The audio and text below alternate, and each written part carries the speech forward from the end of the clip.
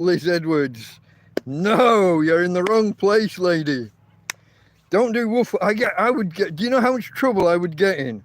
The Guardia Civil, one of the police forces over here, stole my gas barbecue because fire risk.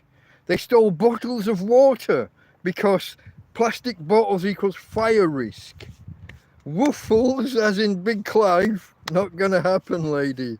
No, no, no. Sorry, I'm a little bit late, folks. Tina was just barking at people walking past. Let's have a little look at the lady. It's the back end, unfortunately. Tina girl, say hello to the peoples. Yeah. Okay, she's got her food and water.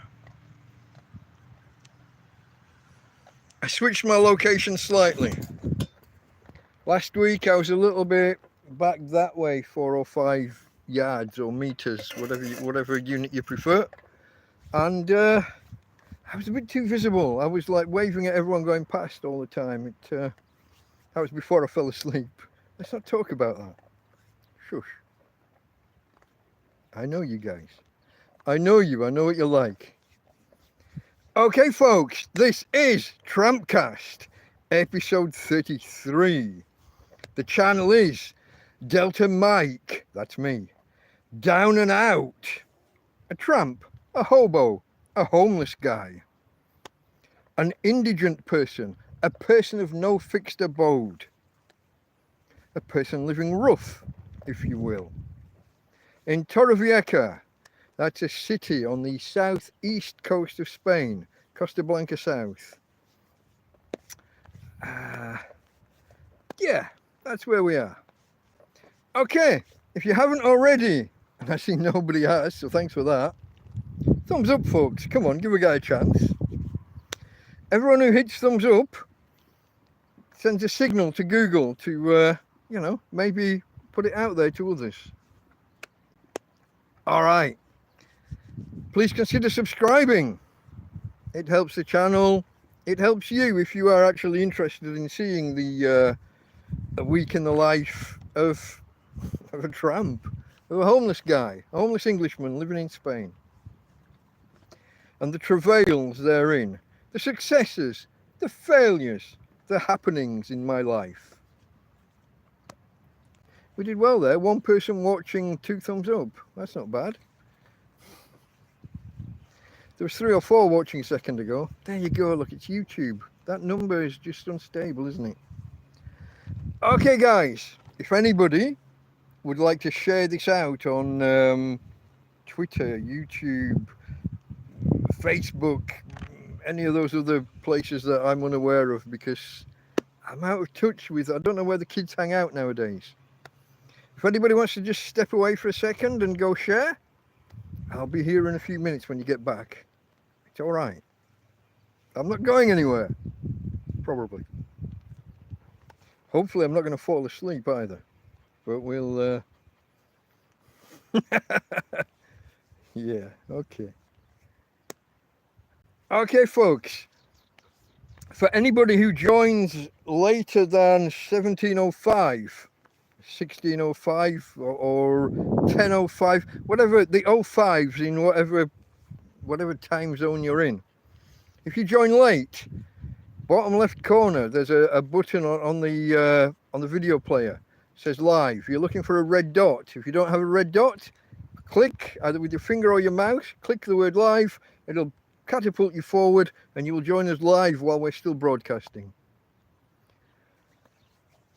At the end of the stream, YouTube will automatically make the stream private. If you just give me a few minutes, 2-3 minutes after that, usually, I think I forgot last week, but usually I will go in and I will make it public again so that people can watch, so that you can go back and watch from the beginning or do what you need to do. Okay, folks, with that said, shall we begin? We begin, as we always do, with the numbers. It's just a time-wasted little bit while we wait for other people to join us. This is episode 33. So, the number 33. See how that works? Clever, yeah? Okay. The human spine has 33 vertebrae if you include the coccyx, I guess most people don't normally, but here we go. The coccyx. That's a little tailbone, obviously, but have you ever looked at how that's spelt? I was blown away. I started to try and write it down earlier today, and I had absolutely no idea how to spell coccyx. Who would have thought a 6-letter word, one vowel, and all the rest of the letters are C's and X's, with the odd Y, which I guess might be a semi-vowel. I'm not 100% sure if a Y counts as a semi-vowel, but COCCYX. That'll probably get you a few points in Scrabble. Don't know. Didn't look that part up. Some bloke called Jesus out in the Middle East was 33 when he was crucified in AD 33. Obviously, see how that works. It's his age was the number of the years. Yeah. Okay. It is believed by some, again on a religious point, that the dwellers in heaven are, or have the appearance that they would have had at 33 years of age.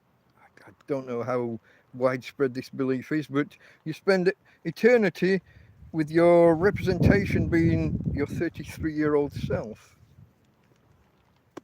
Don't know. Not religious, so I can't really comment and shouldn't really comment. So let me get even deeper into the weeds. Islamic prayer beads are arranged in sets of 33, whether there are 33, 66 or 99, but they're in groups of 33. Numerology, religion again here, tied to numerology. The scientific me would say two kind of pseudosciences or two bunches of claptrap, but that's what I would say privately, not out loud. Shush. Numerology, the word amen, you know, the word at the end of prayers, so be it. Has the numerology value 33 from if you A being 1 and B being 2, C being 3, you know, blah, blah, blah, blah, blah. The A is 1, the M is 13, the E is 5, and the N is 14. Total them up, you get 33. Who knew? Numerology. It's the latest and greatest science, folks. I like maths and I like science, but that's just bullshit. Okay. Pope John Paul I. That's not the one that reigned all through the 80s. This was the one who he only got 33 days between being selected and dying, which is why John Paul II took the same name. He figured the name deserved a second chance. Vinyl records, LPs, played at 33 RPM. Technically 33 and a third, but you know. Let's not split hairs. Let's not split hairs. International dialing codes, we always get one of these, don't we? International dialing codes, the number 33, plus 33, gets you France. Why you'd want to talk to anyone in France, I've no idea. International incident. Okay, and finally, it's not quite final, this one, there's some sub-facts within this fact. The atomic number 33, arsenic, toxic. We all know arsenic's toxic. Did you know it was a heavy metal? I didn't know it was a metal. Arsenic is a toxic heavy metal. I don't think I knew that. If I did, I'd forgotten it, but there we go. Now, its primary use, or primary uses, I guess. Its main use is an alloy of lead within batteries, in particular car batteries, lead acid car batteries. Other uses, it's also used ammunition, an alloy with lead, mixed with lead, bullets and other projectiles. What else we got? Another heavy use is in semiconductors, the computer industry and similar. What else we got? The more obvious one, with it being a toxic metal, herbicides, pesticides, that kind of thing, killing bacteria and what have you. Now, historically, its toxicity meant it led. It was used with lead. No, sorry, its its toxicity led to it being used in medical applications, in some early anti-cancer treatments, and syphilis. It's been surpassed in most of its previous uses by more modern drugs, but it's still used in some to treat some otherwise untreatable diseases. Some forms of leukemia still use arsenic. Who knew? I had no idea. Okay, folks, that was the numbers round, the number 33, because episode 33. Next up is the thank yous. The thank yous. So many people to thank. I mentioned last week that I was out of cash, that I was running on empty. €0 in PayPal, almost zero in PayPal, not enough to actually be effective and do anything with. And I was down to my last, as of the Sunday when I did the first stream. Last weekend was a two-parter, because after 2.5 hours I'd still not really got going on the week itself, and then I fell asleep. Shush, don't talk about it. You can watch it and you treat yourself. I say I wasn't drunk. I'd been drinking. I'd been up all night. I'd been hot, tired. My friend Ismo pulled up with beer. Yeah, obviously I was hot and I was drinking. I don't think I got groggy. I don't think, but I did. I was yawning, fighting the yawning, and that thing that you do when you're yawning loudly and looking around and just battling to stay awake. And I failed. I fell asleep. Some of you will say, yes, he was drunk. Nah, I disagree, but we covered that on the Monday, in the Monday stream. Go and watch the Monday stream if you want to hear me rant more about some of you guys being too puritanical. I like a drink. Cheers.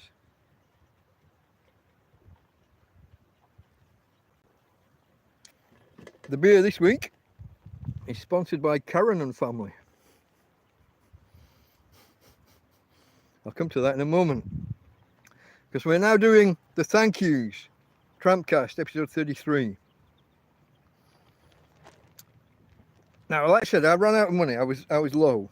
I was down to my last 10, and on the Monday I went out and spent that last €10, and I covered that in the Monday stream, in the where I finished the week off, where I finalised. We did 4.5 hours in total to cover last week, and most of it was just me waffling. There wasn't actually that much happened in my life. I'll try not to abuse your time too much this week. Try. But I mentioned I was low on money, and a couple of people stepped in to help out. Now, Andrew P, he was the first. He stepped in with a mighty donation. I don't know whether it covered. Let's just say that ain't cheap. It was above that. I've got my threshold where I say that. The £20, euros, dollars. Someone steps in and I say, that ain't cheap. It's following a guy called Eric July online. I borrowed the phrase from him. And then from Ethan Van Skyver, who borrowed it from him. I borrowed it from the pair of them, I guess. But he was above that. I don't want to give too many details, but it was a good donation. So Andrew P, thank you, sir. And Louise and Reese, who've been in touch with me a few times recently and offering support. Thank you, Louise and Reese. Thank you for your donation. Greatly appreciated. It helps mightily. It helps mightily. Got me back into a functional level of funds between the two of you. Well, between the two donations I just mentioned. Got me to a point where I could convert some to cash and actually have some money in my pocket. So thank you for that. It is deeply appreciated. Guys, anyone watching out there, I do have PayPal. If you're in a position and if you're of a mind to, if you'd like to support, I'm not going to say support the channel, it's to support me and the dog. Sometimes we just need a bit of money, you know. Typical week, under 20 euros. I mean, 10, 15, 20 euros would be typically an extravagant week, unless it's that 1 week in 6 or 1 week in 8 where I need to buy the dog food, and it's a 14, 16, 18 euro sack of dog food. However much it is, goes up most times. Last time it actually came down a little bit. I was most surprised. I took my trolley off to Mercadona, expecting it to be, well, the previous time it had been, I think, 18.5 euros, 18.50, somewhere around there. I was expecting it to be 20, because after 2 months nearly, it's usually gone up. And it actually went down to 14. So that was useful. But yeah, you know, you can see that if I'm spending 14 euros that week on dog food, I'm going to go above 20 overall, because I need to live as well. I can't just feed the dog. I did consider, there was a moment once upon a time where I considered mixing the dog food with water and making some kind of porridge. That happened once. I didn't actually do it. I've eaten dog food, the actual meat out of a tin. I've made a stew with dog food. Fine. A little bit. They don't grind the bone. If it was human food, they would have ground the bones up a bit more into a finer powder, finer. With the dog food, they leave the it's a bit gritty. The bones are left a little bit. But other than that, it's all right. I've watched documentaries in the past where, I don't know if you know, Pedigree Foods, one of the main dog food companies, is owned by Mars, the chocolate bar people. And they have a term about eating your own dog food. In fact, Microsoft borrowed the term. But they do have human tasters to check the consistency and the quality of dog food. So it is more or less fit for human consumption. Done that in the past.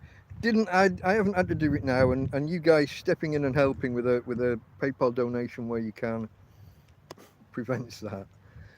We'll get to how the fact is that right at the moment I've got a bit of a, hold on, is this the right word? A surfeit of food. Is that too much or is that too little? A surfeit. I'll go with surplus. I've got excess food at the minute. We'll get to that. We'll get to it. I've covered the financial donations. Some other people I want to thank from this week. Obviously, like every week, more or less every week. Certainly every week she's in the country. My friend Karen. My friend Karen visited, I think, 3 times this week, and helped me in numerous ways. She's the one that converted the PayPal funds to readies, to notes for me. She's brought me water on all 3 visits. She brought me extra water. She brought me food on 2 of the visits, like multiple carrier bags of food.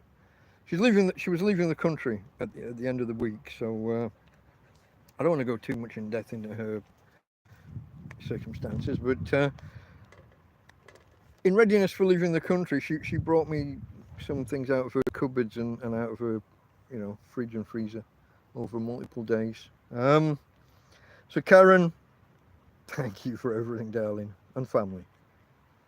Karen and family. It's not just Karen. There's husband and others as well. I had a visit Friday. So Karen came, I think it was Wednesday, Thursday, Friday. My Russian friend, Dima. I'm not sure quite how to pronounce it. I'm not sure how to spell it. The closest I can get is to say Dima or Dima. He called by on Friday and brought me a bag of fruit. He didn't know that everyone else had just brought me food as well. And then Saturday, my friend Adela came by, and she brought me, I couldn't even begin to list it all. There was bread, there was loads of meat, freshly cooked. There was what the Spanish call a tortilla, and we would call a Spanish omelette. The egg, onion, potato thing, which I love. I know this. She brought a load of things for Tina as well. There was a dog. There was some food for Tina to have, and then a bag of treats. I've got more bags of treats for Tina. Guys, can we hold off treats for the dog for a little while? Maybe for a month or so, because the about, I don't know, 5 or 6 bags, and then I don't give her that many treats. She's got proper food, and then she eats half of my food. The dog treats, I guess I'm a little bit stingy with them. I don't know. Maybe I'm a bit too tight. I'll try and give her them a little bit more often than I normally would, but I've still got maybe 2 months worth, maybe 3, I don't know. No more dog treats. Dog food I don't need either just yet. Maybe in a month or so. I'll let you know. So yeah, that's the thank yous, guys. That's the thank yous. Andrew P, Louise and Reese, Karen and family, Dima and Adela. I think that's everybody. If I've forgotten anybody, give me a kick. Okay. TrampCast, episode 33, Sunday, June the 23rd. The themes for the week. The themes for the week.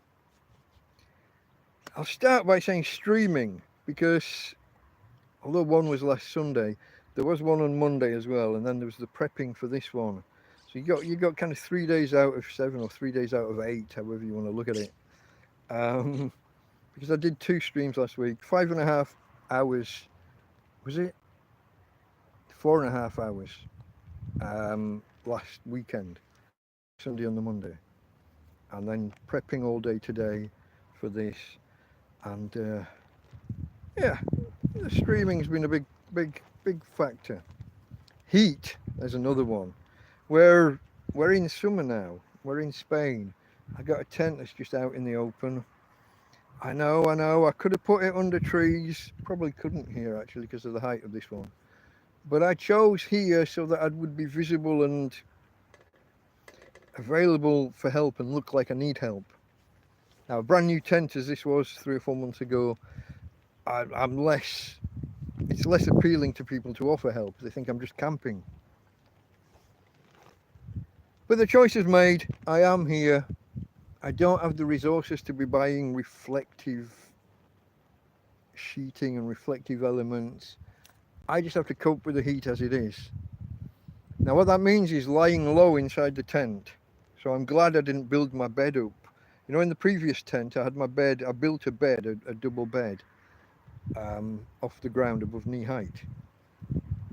This time it's just 2 mattresses on the floor.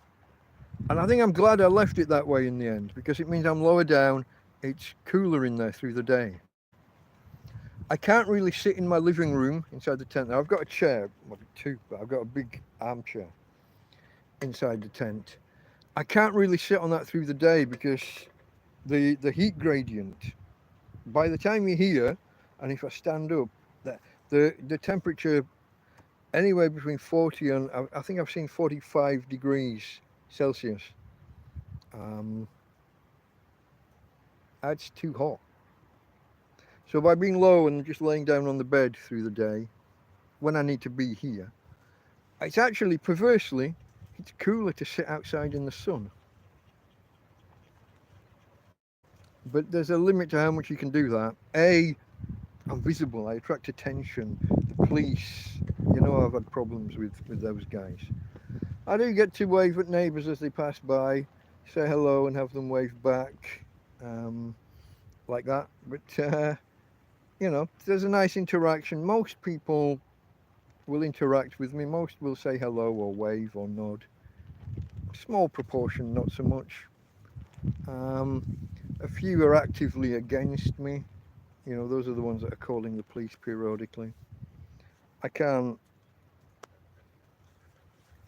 do much for them. If they're not going to talk to me, if they don't want to know my story, if they don't let me explain, if they're just that way out, and it's whole families. You get husband, wife, and kids, and they drive up the road and then they look left as they're coming up the road from behind me now. They will look the other way as they draw alongside. They have every right to do that, but it's a little bit, I don't know, a little bit demeaning, a little bit. Anyway, where was I? Heat, tent, it gets hot. Sit outside, sit here, I can go to the cliff tops and sit on top of the cliffs for an hour or so just here.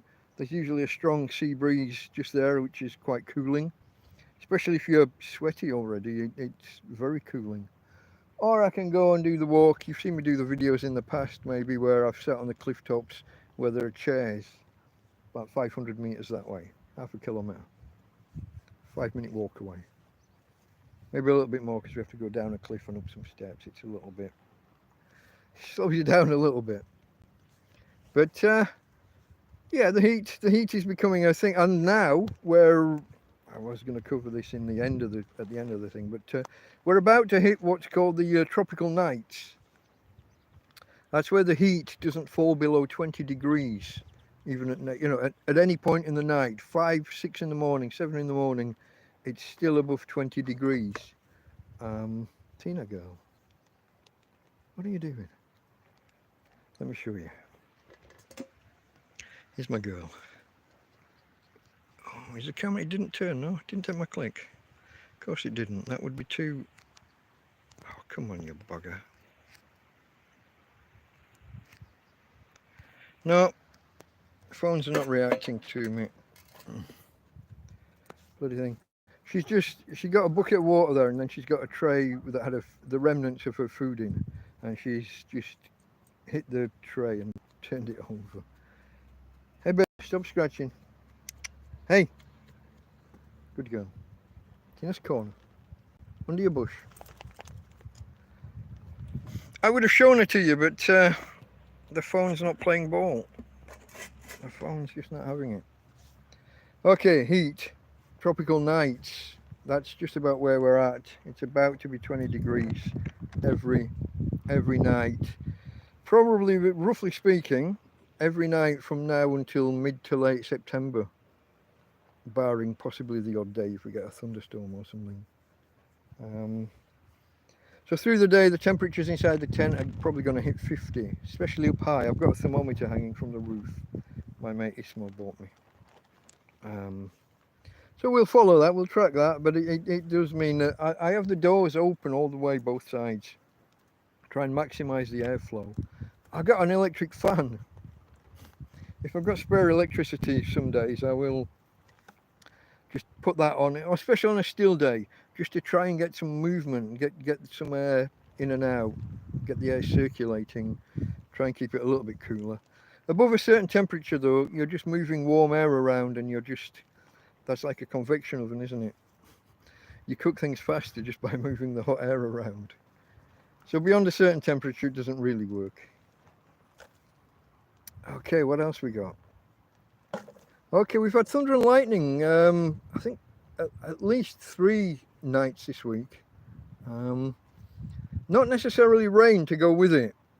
So that's been a thing, and you know my girl there, she doesn't cope well with thunder and lightning. On the days when it wasn't thunder and lightning, it'd be fireworks from various, usually it's football supporters. If Spain win, or if they're not Spanish, if they're from some other country and their country wins, they might come and set off some fireworks.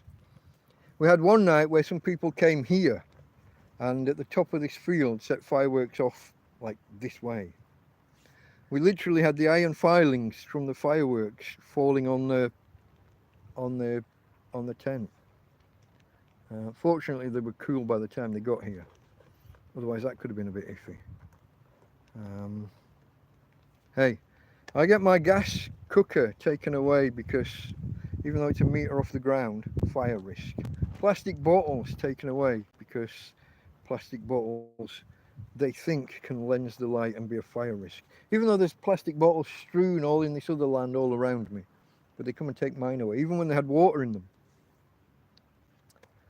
them. But fireworks, rain showering down hot metal in a field that's a tinder keg waiting to go up, according to them, now that's all right, no problem. I could get angry. I do, but I'll try not to today. Another thing for the week was Midsummer, and you've seen the name of this particular stream, A Midsummer Night's Tramp. Stupid title. You know, the main thing is it's TrampCast 33 and it's now, but I like to just add a little extra title on the end that's got some relevance. Some countries make a big deal of Midsummer's Day. In particular, the Scandinavian countries. And obviously in Britain, 400 years ago, we used to as well.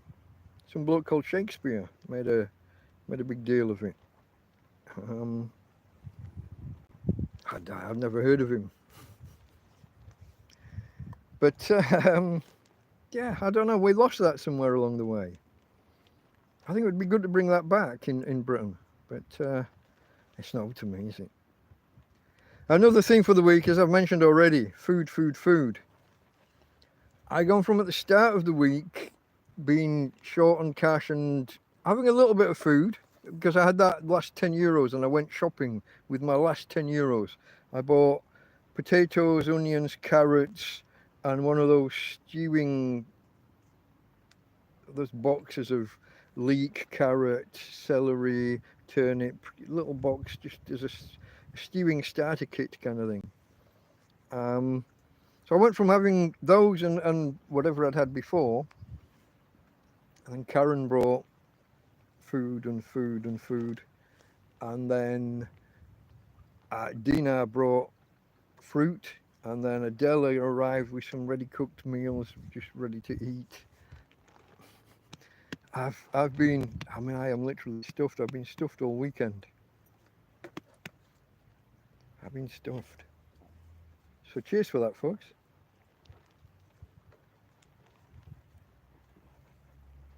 I'm not complaining. Don't think I'm complaining. It's just funny how things go, isn't it? You go from suddenly not having enough to having too much. Temporarily too much. Don't worry, I'll get there. I got the dog to help as well. We will get through it. We won't. Well, we will waste as little as possible. I can't promise we won't waste anything. Got a bit of an ants problem at the minute because I've got so much, and some of it won't really go inside plastic. I've got plastic boxes to keep rodents away, keep rodents out of my food. Ants are a different beast. Unless you put them in a plastic box, unless the plastic box is absolutely bloody airtight. And they can't be because usually there's some sort of mechanism, some sort of plastic handle fixing kind of thing. Which means there's movement, which means there's a hinge, which means they get in. Also, in a hot tent inside a plastic box, you've got a kind of a double oven thing going on. You've got an oven inside an oven, things can get too warm. So, oh, excuse me. I try and only use the plastic boxes for the dry stuff, the pastas, the flours, the rice, that kind of dried beans, chickpeas, lentils, all of that. You put a bag of potatoes inside a plastic box inside a hot tent, they're going to turn to mush within a week. I got them on the ground as low as in the most aerated, the most ventilated part of the tent. The last lot lasted 3 months. But of course 3 months ago it was back end of winter, early spring. Now it's summer.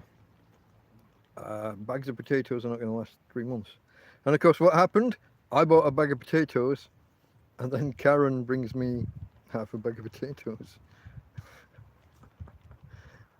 Anyway, we're spending too long on the themes. Let's rush through these. There's a few more. One more thing that happened this week.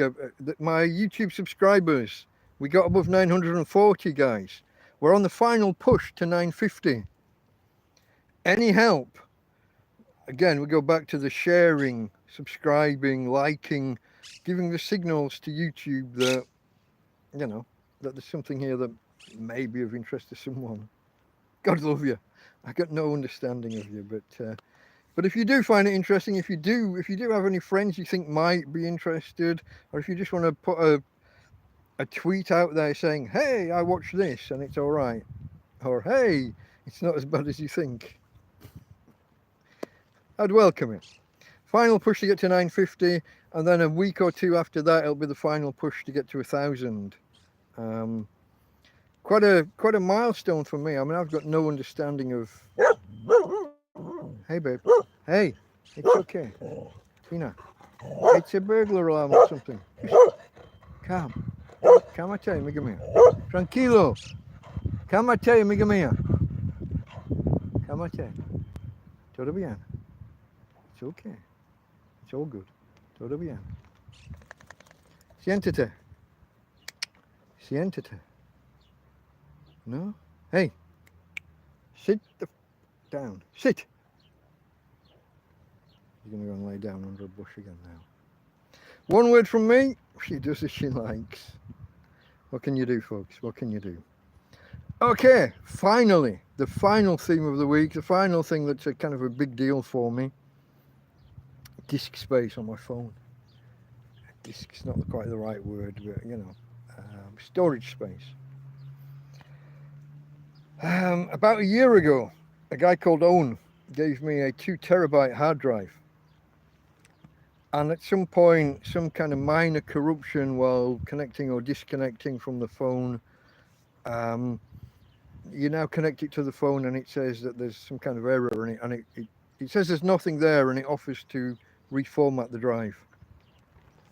I don't want to do that because there's a lot on there. There's a lot of space there still, but there's a lot of stuff on there saved that I want to keep. So it needs connecting to a proper PC, to a proper a laptop or a proper computer. It'll take 2 minutes to just, the Windows will kick in, it will say, file allocation table corruption, let's fix it. And you'll press OK and it'll just fix it. 2 seconds later, it'll be fine and dandy. I just haven't had access to a Windows PC or a laptop. With 128 128 gigabyte of space, and I've been connecting that and using that, and it's been great. But that's getting full, and then we had an incident this week. I'll get to that later. The incident with my phone. It involves a dog bowl and water, and it's the second time in the last month. Fucking dog. Okay, folks, that was the themes for the week. Those are the themes for the week. This is TrampCast. Delta Mike, down and out in Torrevieja. It's episode 33. Let's cover the week proper now, shall we? And we'll start with last Sunday, because I usually start with the week with just after the last live stream ended. Tina girl, if you knock that water over, I'll knock you over. Stop it. Stop. Water's difficult to get. Don't knock the bucket over just for sport. Dog.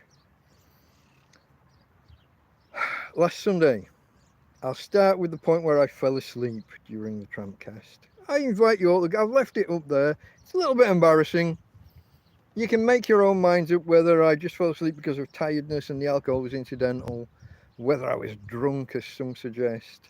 It's for you to decide. Call me out on it if you want to say I'm drunk, that's fine.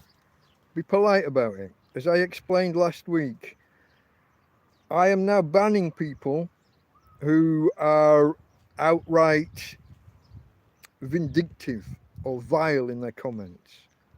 People who call me a liar or a grifter. I will ban you from now on. I explained it goes against my personal beliefs on free speech. I'm a free speech advocate in general. But guys, I'm in a precarious situation. My mental health is at stake here. I'm in a precarious situation physically, mentally, emotionally. So I'm not going to put up with bullshit from people. Criticize criticize specific decisions. Criticize me. That's fine. I'll leave that. That'll go. You come in Call me names. Call me a liar. Call me a grifter. Call me a con man. You're gone. You're toast. And you won't even know you're gone. Because the way it works with YouTube is that your comments, you see them. You see your comments. You think you're commenting. You just wonder why no one's agreeing with you, why no one's replying to you, why no one's hitting the thumbs up. Nobody else sees you. You're hidden. Like I said, I tore myself apart for about a month thinking this one over. But in the end, my health is more important than you being a bitch on YouTube. Get me? Okay. So, I fell asleep. My friend Karen gave me a quick call, woke me up, and I ended the stream. Again, thank you, Karen. In fact, I think just answering the call is what terminated. As soon as I jump to a different app, the YouTube app just collapses and dies. So it's probably that. That's probably why I didn't go in and make it public again until somebody said, where is it? But I did. You're all free to go and look, judge for yourself. There's 2.5 hours there. You can jump right to the end and just watch the big yawning. My mouth, no teeth, whoa, looking to the sky, battling to stay awake. So after that, it is what it is, folks. It is what it is. You watch it, you make your mind up. After that, I walked my doggy. I got in the tent, I lay down and I watched the stream back. And my conclusion was, it was just tiredness. Just tiredness. I don't see me slurring words. I don't see me being drunk. Maybe you do. Let me know. Just be polite about it. Watch your step. Okay. Monday morning. I watched the stream back again just in case, just in case. I said this on because on Monday, you'll see I did another stream later on to finish off the week. To finish off the last week to talk about the events of the previous week. Because obviously falling asleep midstream, I'd not finished it. We needed to finish it. So I watched it back again in the first thing in the morning, and I was still, it just reinforced my belief that it wasn't the ale. Don't care how many I drank, sitting in the sun, in the hot, tired, whatever. I just think it was tired. That's why I've carried on.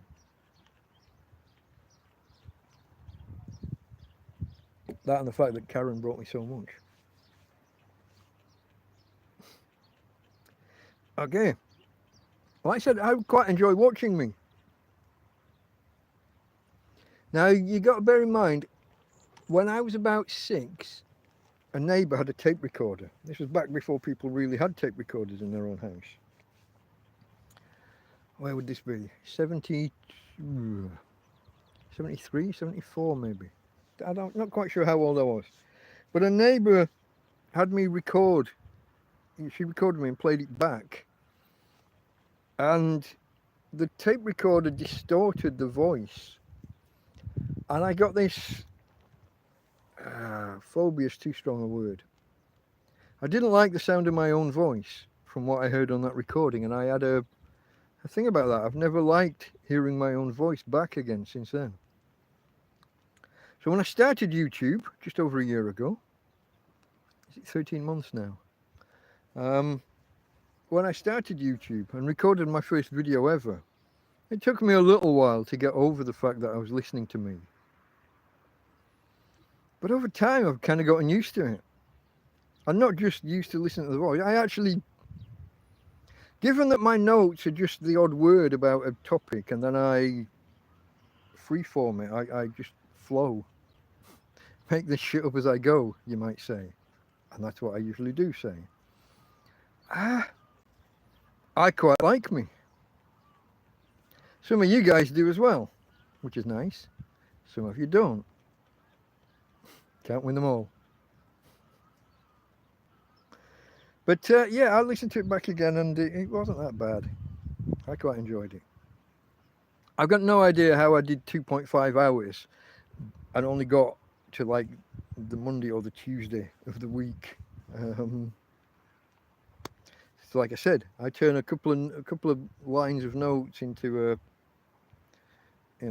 10-15 minute monologue, diatribe. Sorry. I also know that most of you you dip in for just 15, 20, 25 minutes. There's only a few of you that are here for the full. See, I'm not seeing any chat at all. I don't know if anyone's chatting. It's not coming up and the screen's not accepting my click to bring it up manually. I can't. Again, I'll have to try and watch it on the replay and see if I can't pick out some comments. I got to do that for the last 2 or 3 episodes. But yeah, I got no idea how I managed to do 2.5 hours and only get on to Tuesday when I'm trying to talk about the week. Meh. I'll try and do better, guys. I'll try and do better. Where are we here? 46 minutes. You see, 46 minutes, and we're up to where are we up to? Monday already, look. So yeah, because I'd not finished the stream, I decided I was going to go again. I was going to do the stream in the, do another live stream Monday afternoon. But of course, this time, unlike on the Sunday, I didn't have to sit there for 3-4 hours copying out notes from my phone to paper and adding the numbers and the other bits and pieces that I do. It was all already done from the day before. So I could sit back and enjoy the day. So I did what I usually do. I watched a bit of telly. Well, TV series. Or YouTube. Or the odd film. Hey, Tina girl. Tina. See whether we can make this work now. Is it gonna... Not even if I press hard. Sorry guys. Let me do this. You can see her. There she is. I'm sure that's pointing in the right direction. She can hear somebody way off in the distance behind me, and she's looking down the road waiting for them to come so that she can go and eat them. That's how she is. She wants to defend her daddy. Defend the alpha. Defend the leader of the pack. However you want to word it. I always hated people who called themselves daddy with pets, but you know. She's my girl. Live with it. Okay, folks, watching TV videos, whatever. So I was just going to do a little aside here and just tell you some of the things I was watching or that I've been watching recently. Not necessarily on that Monday, but probably some of these. Farscape, the sci-fi series. I think it was from the late 90s. Might be in the early 2000s. Might have bridged the gap. I'm not sure. It's a fantastic series, a sci-fi series. I think from Australia. It's brilliant. And I remember watching it on probably BBC Two back in the day. But obviously you miss episodes, don't you? When it's on TV, you know, if you're out that day, if you're not home at that time, it's gone. Or it was back then. In the 90s, if you weren't home, if you missed it, it was gone. They didn't repeat things too often. You couldn't go online and watch a catch up. There was no BBC iPlayer or whatever. So yeah, I was watching that. Also, this has been, I've really enjoyed this. Lois and Clark, the New Adventures of Superman, however that was subtitled or titled. Loads of episodes of that I must have missed back in the day. And if you had asked me when that was made, I would have swore to you that I watched that on a caravan site in the 80s in Cleethorpes. Early 90s, 93, 94, I think I was made. I was off by like a good 10 years, maybe more. And I've got no idea how I misremembered that so badly. I've got a distinct memory of watching that on a black and white portable in a caravan in Cleethorpes. Weird.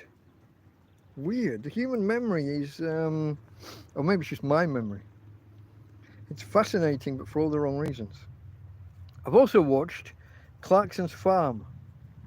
And I only watched this because Nerdrotic, Gary from Nerdrotic, from from Friday Night Tights, the program I like to watch on Friday. He's been going on and on about it now for the last couple of years, and I finally gave in and watched it. It's really enjoyable. I'm not into cars and engines and all of that. So Top Gear I used to like, even before Clarkson. But then when Clarkson and the rest of them came on board, it became really entertaining. Even if you weren't into cars, just the interaction of them all. But when he took over this farm and did this thing, it was an entertaining enough program. Money from the farm itself. It didn't matter to him whether he ended up with a 10 grand or a 20 grand profit at the end of the year from the farm. The guy's making 10 million a year from Netflix for doing the TV series. You know, he's not interested. I'm not saying he's not interested. It's a nice little hobby, and to record it and see how he does makes a nice TV series. Then he either makes a positive or a negative on the finances of the farm, but the TV show makes him millions. He doesn't care about that. Plus 10, plus 50, plus 100 grand, whatever, from a farm. It's irrelevant to him. But I was aware of that. But it was entertaining enough. I watched it and really enjoyed. Obviously, it took me like a week, maybe two, to watch all 3 seasons. So now I'm up to date and waiting for them to do the next season.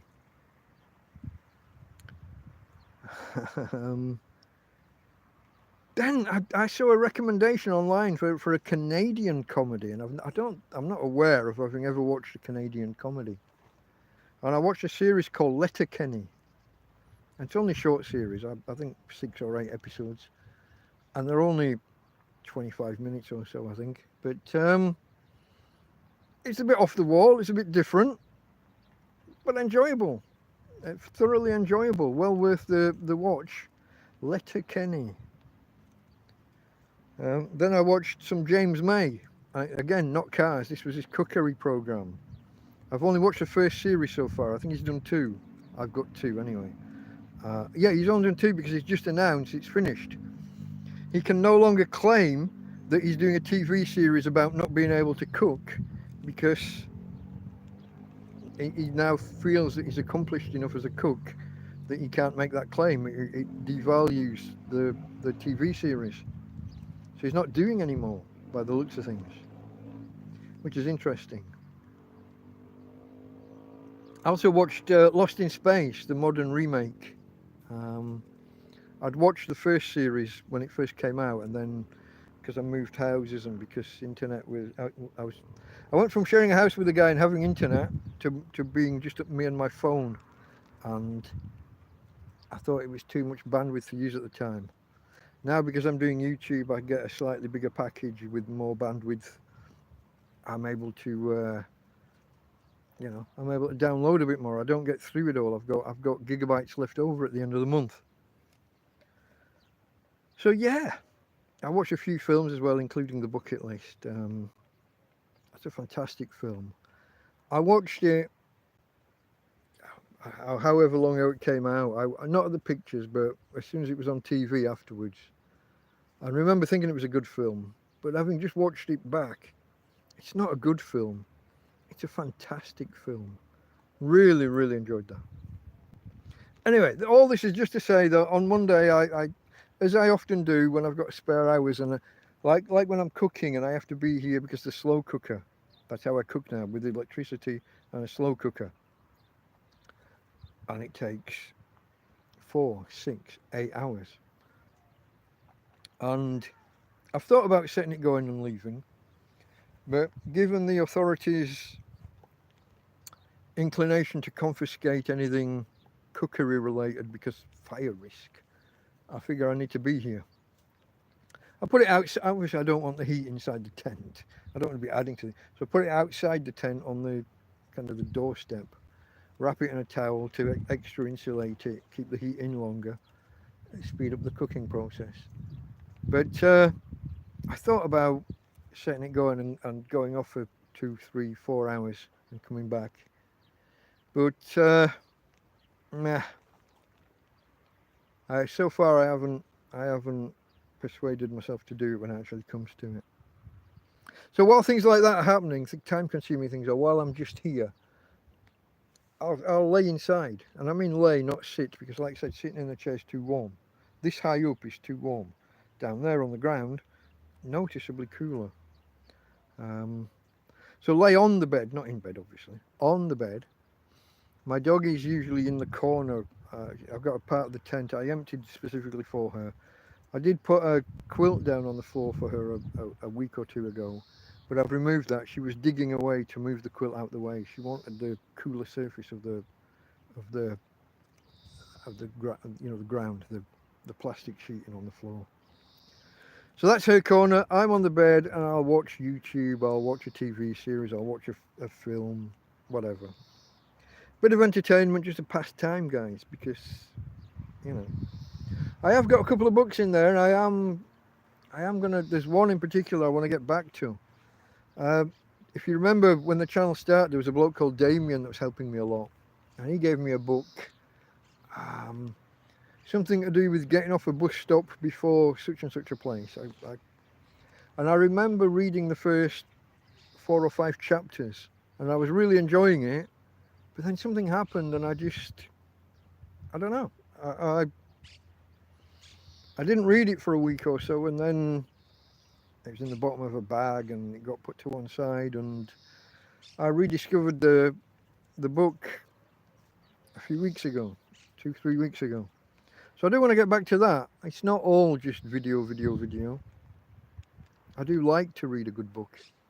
And I've got a couple. I've got a John Grisham one in here somewhere as well. American guy down the road gave it to me as he was leaving. Probably this time last year. Somewhere around now. So yeah, I want to get back to reading a few books, but I do enjoy, TV series and videos and things. So that's what I've been doing anyway. So that was Monday. YouTubing and videoing and what have you. After that, I went shopping and spent my last 10 euros in the world at that time. And it was my last 10 euros in the world.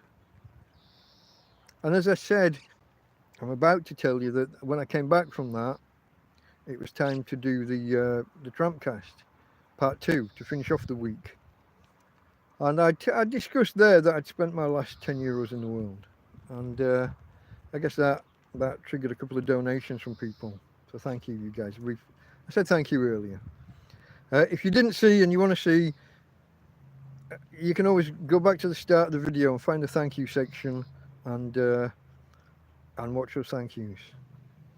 It was Andrew P and it was Louise and Reese that came in with the financial donations. So thank you guys again. Knowing after you've spent your last money, it's not exactly my last money in the world, because if you followed my story, you'll know that I've got thousands of pounds in the bank in England. It's just my bank don't accept that I'm me and won't let me have my money. Hence, homeless, evicted illegally, living in a field, nowhere to go, living on charity and what I find in and around bins. Donations from people. That's charity, isn't it? Yeah. So yeah. But when you're down to your last few euros and you're making a decision, what do I buy? And you're thinking, how do I make this last as long as possible? And it's potatoes, it's onions, it's carrots. You're getting a good bulky amount of food. Something that's going to last 2-3 weeks and that you can cook up a stew every second or third day. You've got some rice in already, you've got some pasta, you've got tomato frito or tins of tomatoes. You've got some kind of cooking cream. So you've got options for what you do, whether you do a pasta meal, a rice meal, a potato meal, together with a bit of veg. And that's how you survive when you're down to your last money. You buy something that's going to give you food for 2 or 3 weeks, and then you make yourself available for help. You have a tent that's visible, that's obvious. You do YouTube and explain your circumstances, and some kind people help.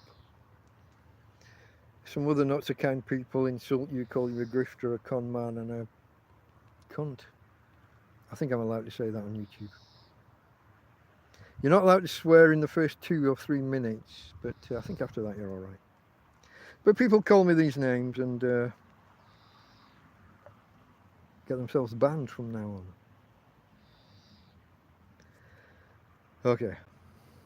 So yeah, I went shopping, spent my last money. Then I came here and I did that live stream to finish off the week and talked for another 2 hours on top of the 2.5 hours that I'd previously talked. Some would say I could talk the hind legs off a donkey. I didn't know this. Always been a quiet, shy bloke. Didn't know that I could just talk to a camera. I had no idea. I had no idea. There are probably some out there that say that I can't. And that's all right, as long as you hit the thumbs up.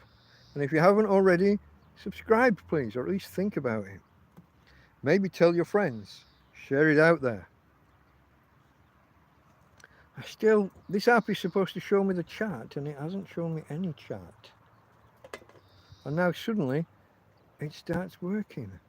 It takes my click, and I can see V Hope. Hello there, V. Lex, the sci-fi show with the sex slave and the dead guy and the head, and yeah, it wasn't on regularly enough. It wasn't on regularly enough at a good time, and I was probably coming home from the pub and so probably not in the best condition, but I liked it while it was on. Yeah, I liked what I saw. Oh, look at this. It's taking my click now, folks, but the chat only stays up for about 5 seconds. Farscape is a bit weird. Get away with you. What are you talking about? You have to watch the first episode, I think. It sets the scene. It tells you the who, how, what, when, where. See that Scruff Dog there? Scruff Dog, hello, mate. Keep the phone in the shade, yeah. Yeah, I tried being a bit closer to this hedge over here, but I've got people coming past, and if I'm tucked under this bush here, it's a bit strange for them. They're wondering what's going on and who's talking to who. Tina girl. Let's see whether it'll take this click now. Oh, it will, look. It will. We can see the girl. Can we see the girl? Oh yeah, there she is. She was just pawing at the red bucket, trying to tip it over. That's got her water in, and water is difficult for me to come by. They haven't turned on the foot pumps, the foot wash at the beach, which is where I historically got my water. It's bad water, it gives you bad stomach unless you treat it. And I've got the water purification tablets. Tina girl, no scratching for the people. Hey, stop. Water's difficult to come by at the minute still. People bring me the water. I don't want her just pouring away a bucket full or half a bucket full. But yeah, you're right, Scruff Dog. The heat. There are times when I can press on the screen and hear a slight click. The different laminates, the different layers of the screen are beginning to separate a little bit, and it's causing issues. Sometimes it causes some kind of misclick, which triggers something with the phone, and it loses track of touching. And I just turn the screen off, turn it on again, and log back in, and everything works again. It's not like a totally physical problem. It's like there's some slight physical issue that causes a misfire that confuses the software, and off, not fully. I'm not talking about rebooting, but just turn the screen off, turn the screen on, and it's all up and running again. But yeah, I know it's difficult. My circumstances are such that you know, I can't always get out of the heat. Even when it's not direct sunlight, like I said, the tent's getting up towards 50 degrees in places, Celsius. What's that? Double it, that's 100, knock off 10%, that's 90, and add 32. 120? Yeah. Is that really? 50 degrees, 120 Fahrenheit. Wow.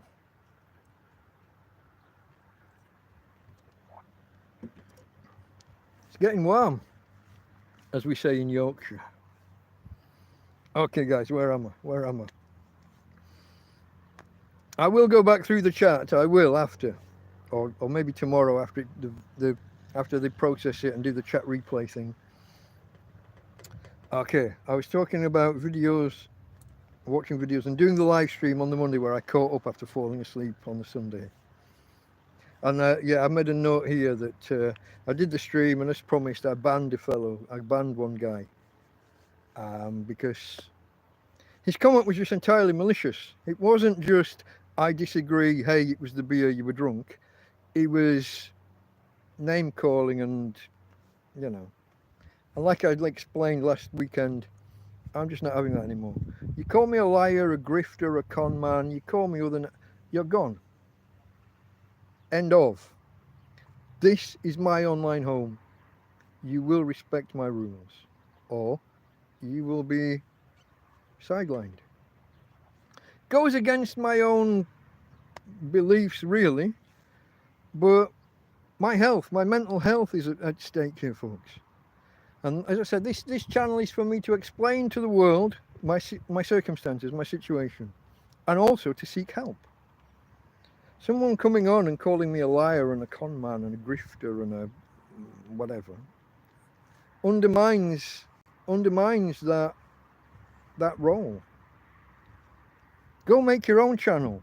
Do a reaction video and call me a grifter. Go out there and do that. That's fine. You're welcome. That's fully allowed. Fair use and all that. But if you come into my area and are name calling me, gone. We used to say in Usenet news groups, plonk. Person leaving our news group, kill filed. You used to add a name to a file called a kill file, and then you would just never see that person again.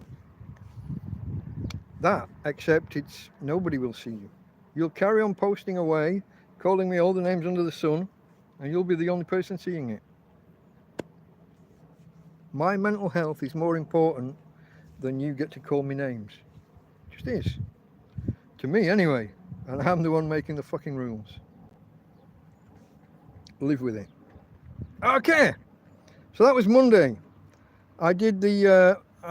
I went shopping, spent my last money, did the second live stream to finish off the week, and as promised, banned somebody. Tuesday. I haven't really got much in the way of notes here. Hot day, spent all day in the tent. When did you get hair trim? Someone just asked. I have to do 2 clicks to get back in here. I can't see who asked. Is that Jasper? My mate Jasper's back. I saw you on Twitter and I saw you in the comments here, mate, but you're back in the chat. When did you get your hair trim? I think it was not the, oh God, is it 2 weeks ago today? Was it 2 weeks ago? Or was it just one? Bah, it was a Sunday recently. I can't remember. I'm not sure, mate. I'm not sure is the answer.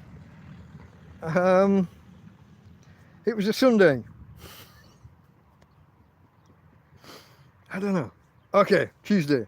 Hot day. No real notes. Hot day in the tent. Must have just lounged around all day, looking after me and the dog. Spraying with water. Keep her cool. And spraying me. Keep me cool. Sprayed with water. It evaporates as a cooling effect. You all know that. Yeah. And I made a decision that day that on future hot days we would go out. We would leave the tent. As long as we weren't in the middle of cooking. Ah, thunder hit your telephone connection. Do you remember back in the 90s? Any thunder anywhere near you blew out your modem. Back when we had 28k modems and 33k modems. If you could hear thunder, that was it. Your modem was bust and you had to go and buy a new one. But that was a different technology back in the day. Yeah, that was before ADSL, wasn't it? That was dial-up, and when you had the squawking modems. Scruff Dog will know all the ins and outs. He's more, he's a bit more technical on that side than me.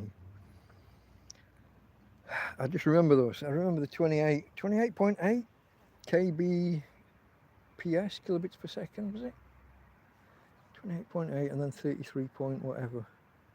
Oh, and then we went to 56k modems, didn't we? Yeah, that was the next jump. While we were waiting for ADSL to come along and revolutionise things. And British Telecom in the UK, they took their sweet ass time rolling out ADSL. Took them 5 years longer than it should have. I've gone off on a tangent. Jasper's back, can you tell? Okay. Okay. Yeah, I decided on future days we would go away from the tent on hot days. Go and sit on the cliff tops, either on the chairs there or just back here. Or maybe go and sit under a tree in the park like I did most of last summer. That was the decision I made. But it's complicated by the fact that if I'm cooking, I need to be here. I got the solar panel out and it needs adjusting and moving as the sun moves around. Oh, it went away before I got there.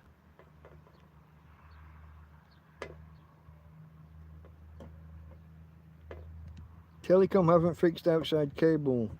Box inside is fixed. So they've only done a half-assed job. What do you expect? Telecom. They're the same the world over, mate. I can see my life is one big tangent. I can't see the name. I'm going to assume it's Jasper. He does this kind of stream of conscious thing that it doesn't matter what video he's looking at, he'll just write whatever he wants, wherever he wants. Love you, mate. Love you. Did you get new sheep in the end? Talk to me, Jasper. Talk to me, Goose. Did you get any new sheep? I know you were looking.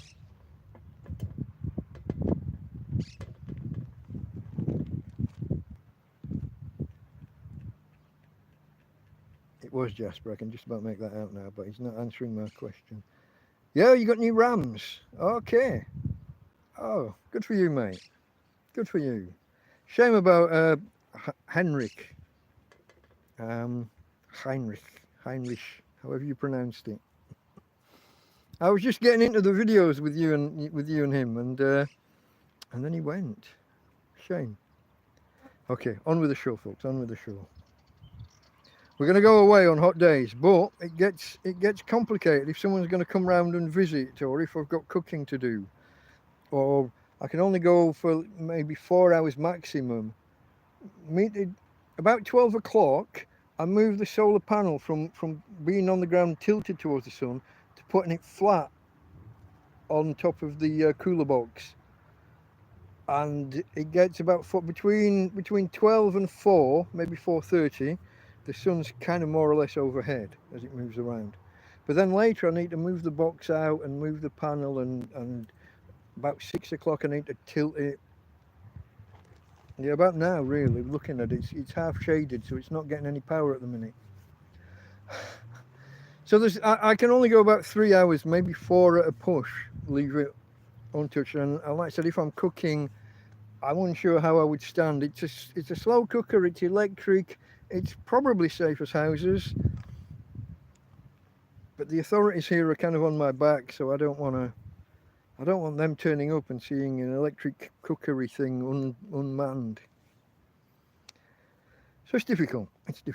So anyway, Wednesday, I prepared to go off for half the day, you know, like I was just discussing. I packed a rucksack and you know, got some water in the dog bowl and some water for me, and a blanket for the dog to lay on. I got my sunglasses and a power bank and bits of electronics, you know, just a day travel kind of kit prepared.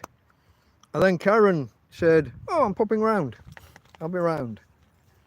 And this is when she came around and brought some water. This was the first of her 3 visits for the week. And she came around with water. But beyond that, she asked me if I had any washing needed doing.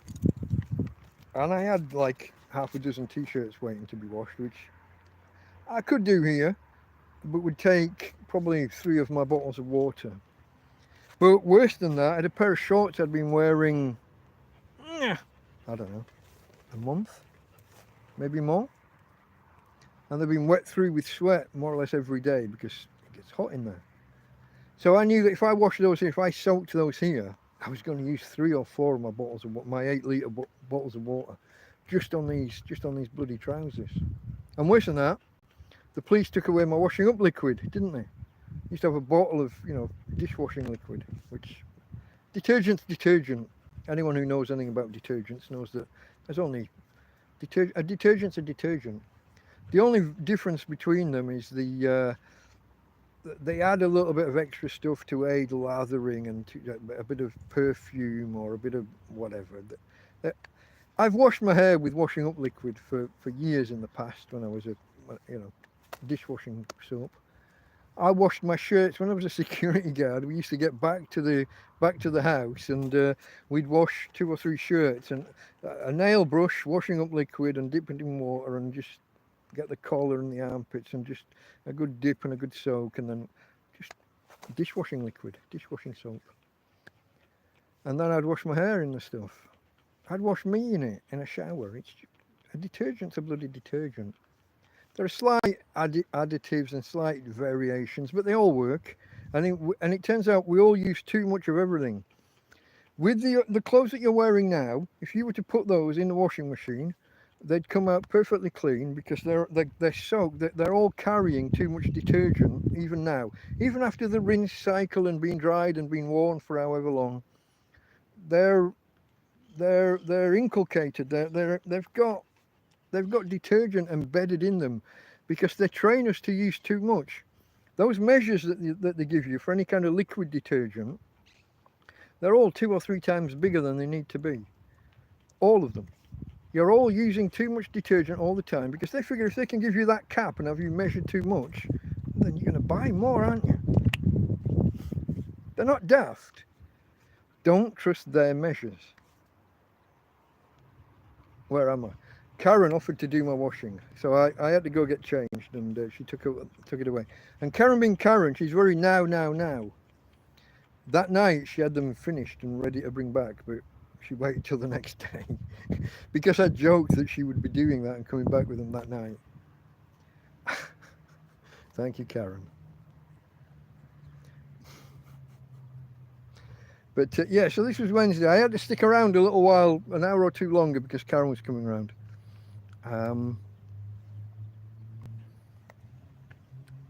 Yeah, brought me water, did my washing.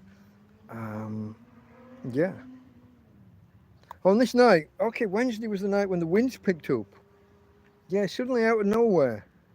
I don't know what time it was, 8 o'clock maybe. Just got really windy. And then again, out of nowhere, because this had not been in any of the weather forecasting apps. If you've seen me rant about weather forecasting apps before. But out of nowhere, thunder and lightning. Thunder and lightning. The weather forecast was for sunshine, like all day. Like not a cloud in the sky kind of sunshine. Every hour by hour. Sun. No. But the thunder and lightning was mainly off in the distance. Mainly. We had this 2 or 3 nights this week. We've had this. I've never in the UK. I've never seen thunder and lightning where it didn't rain on you. If you could see thunder and lightning, if you'd see lightning and hear thunder, then it was going to rain on you. But here, it seems to regularly be like off in the distance, and you'll count like 15 or 20 seconds and just not hear anything. It's further away than kind of 4 miles, 6 kilometers. I don't think I'd ever experienced that before I came to Spain. Certainly when we were in caravans in Cleethorpes, if we saw lightning and heard thunder, it was going to rain on us. Probably the same in Mocha. I just don't remember thunder and lightning without rain, but here you got it. we'd get the odd rumble of thunder because some of them would be closer. And there was one, was that last week? The one with the fork lightning, as I was looking straight out of the window of the tent. There was a fork. Well, obviously branching off, otherwise it's not a fork, is it?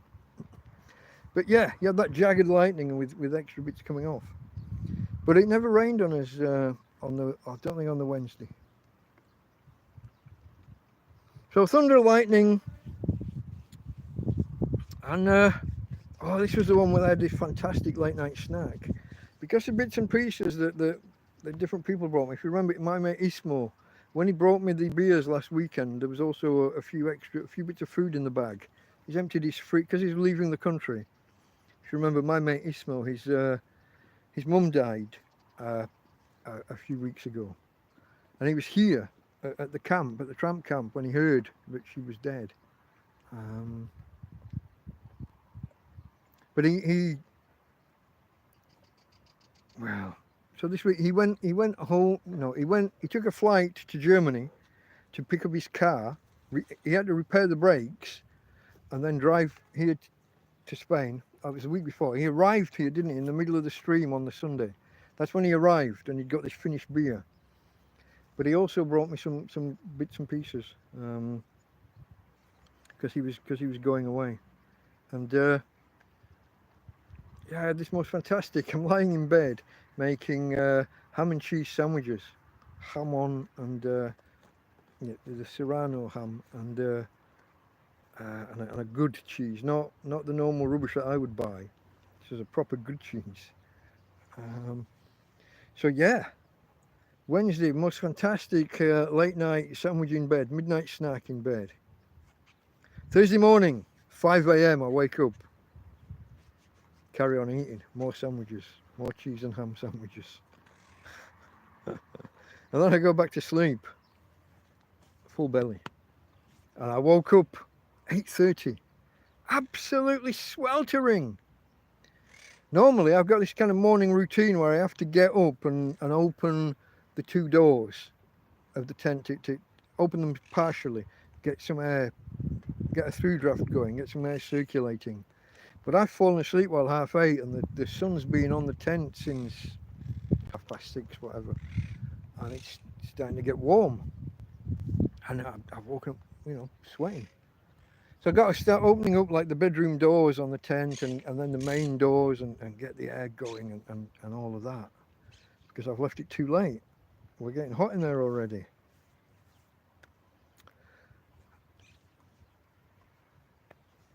So yeah, Thursday morning, tent was boiling. This is where I have the idea. I realise it's the 20th of the month. This is Thursday, and Friday's going to be the 21st, the longest day of the year, summer solstice, Midsummer's Day. Call it what you will.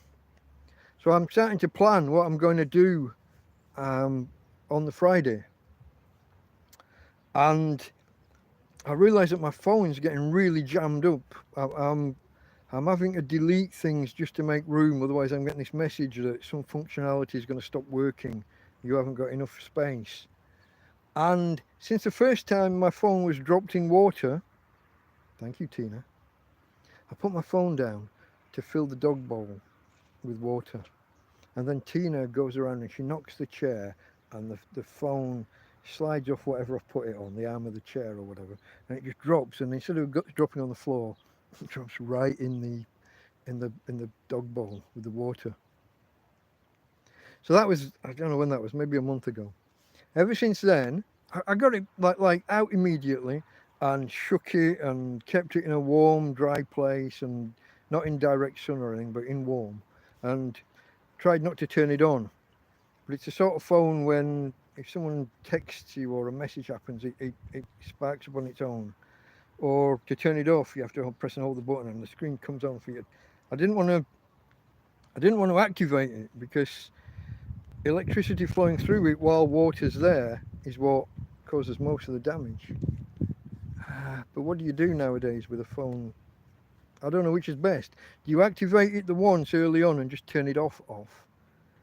Or is it best to just try not to activate it and hope that no text or messages or whatever come in? I don't know what the best thing to do is nowadays. It used to be you just flick the back open and pull the battery, but that's not an option with a modern phone. So anyway, she did that a month ago. The SD card's been really iffy ever since. I've tried to move stuff onto the SD card from the main storage, and it appears to work. And then when I go to retrieve it later, it's not there, or it's corrupted, or all the files are 0 bytes. Water, moisture, corrosion, I don't know what, but something's made the SD card a bit unreliable.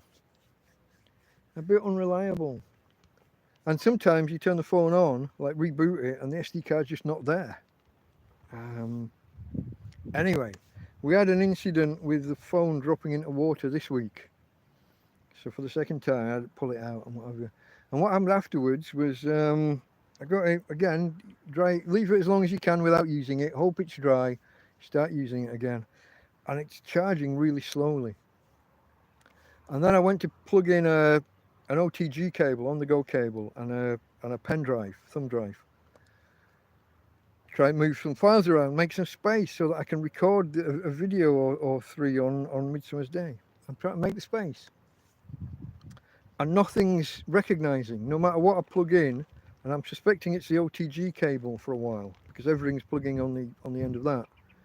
But then I had one, like an SD card reader, and I plugged that on the OTG cable, still nothing. But I remembered that the USB connector on that can be flipped from a full USB-A, can be flipped into a micro USB-A, and it's got USB-C on the other side. It's got all the connectors, except Lightning. Who needs that? So instead of going through the OTG cable, I plugged the card reader directly in on the micro SD slot. Micro SD port. And still nothing. So now I know it's not the OTG cable, it's the port on the phone. And this is where I take a gamble. I take a pair of tweezers. I can't get the whole thing in, but I take one end and I just start kind of scraping around, as if probably corrosion on the data connections because it recharges the power lines, the positive and negative, or positive and ground, whatever you want to call them. Those are working. If a little slow, maybe there's some corrosion or something there slowing it down. But the data, nothing has been recognized when you plug a pen drive or card reader on. So something's wrong with the other 2 connectors, the other 2 terminals, the other 2, whatever you want to call them, contacts, that's the word. So I give them a scrape with the tweezers, and I'm thinking it's do or die. It's not working as it is. If I knacker it entirely, it's no worse than it is now. And I scrape the top and I scrape the bottom and I plug it in and it works. So I start shuffling a few files around onto this SD card that I've got and making a little bit of space so that I can... The idea is I'm going to do a long video or multiple videos on the Friday. This is, I mentioned earlier, I think, that I've got a 2 terabyte hard drive, but when I plug that onto the OTG cable, it's recognized, but the phone says that there's nothing there and offers to reformat the hard drive. It's just a file allocation table problem. It just needs plugging into a laptop or a computer. 3 minutes, 5 minutes tops, it'll be corrected. I haven't got access to such a beast. So I'm having to sacrifice files now. I'm having to delete things that I might want to keep. I've started deleting videos that I've uploaded to YouTube that I want to keep. I try and keep the source files and then the final video that gets uploaded. Now obviously it's on YouTube and it can in theory be downloaded again from YouTube. But at any time YouTube could cancel my account and everything disappears. So I'd rather not be deleting my copy of files. Don't want to be doing that. Anyway, yeah, here we go. The phone's been in water, tweezers, it's working now, but I'm still running out of space and having to kind of delete things. I need access to a computer or to plug this hard drive. 2 terabytes, and I've used maybe 500 gig, maybe half a terabyte, maybe, at maximum, probably a lot less. So yeah, so that was half of Thursday. The second half, Karen and family came back, brought my washing back on the Thursday, took it away on the Wednesday, brought it Thursday.